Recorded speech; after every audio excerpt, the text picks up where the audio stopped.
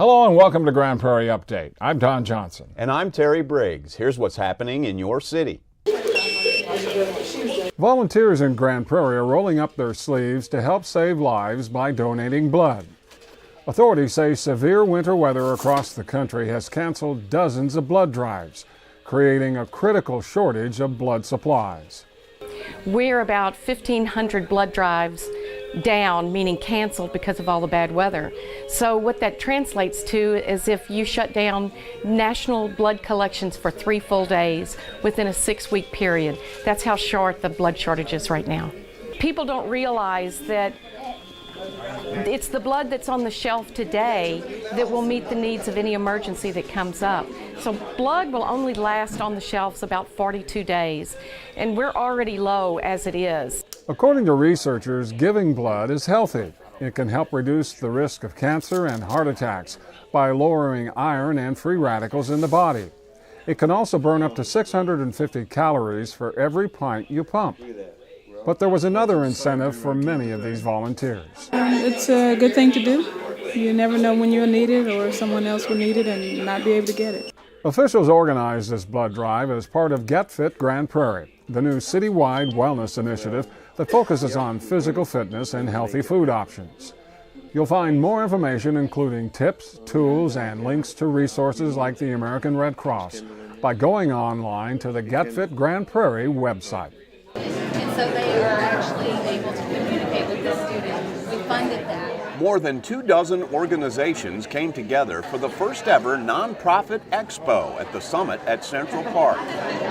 The first of its kind event offered the public a rare chance to meet and greet staff and volunteers from many of the city's not-for-profit service organizations in one place at one time and find out more about what they have to offer to the community. The Expo was a cooperative effort between the Parks and Recreation Department and Grand Prairie Rotary Clubs. We're trying to get people to know all the great work that's being done in Grand Prairie. And there's a lot more than I think anybody recognizes. And what we have found here, the networking among the groups is maybe the most valuable thing that's happened, because there's people that are doing the same or similar tasks and they didn't know about the other group, and they're talking to each other and they're learning. And I think that people say, hey, this is good. A total of 31 agencies were represented, and organizers plan on making it an annual event. Did y'all contribute to a retirement account this year? The Grand Prairie Memorial Library is hosting a free tax service for elderly and low-income residents. The American Association of Retired Persons is providing professional preparers to help file returns for seniors and folks who can't afford a private tax service. The free AARP Tax Service is being offered Monday and Wednesdays from 11 a.m. until 3 p.m. through April 14th. If you plan to use the service, make sure you bring last year's tax return, your 1099 forms, and W-2 statements. For more information, go to the library's website or call 972-237-5700.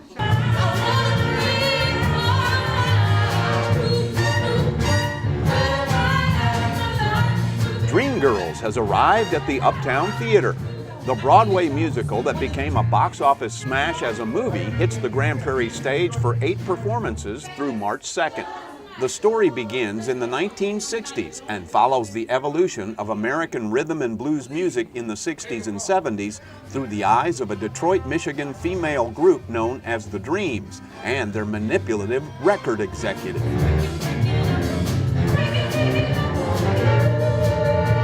For tickets and showtimes, log on to the Uptown Theater website or call the box office.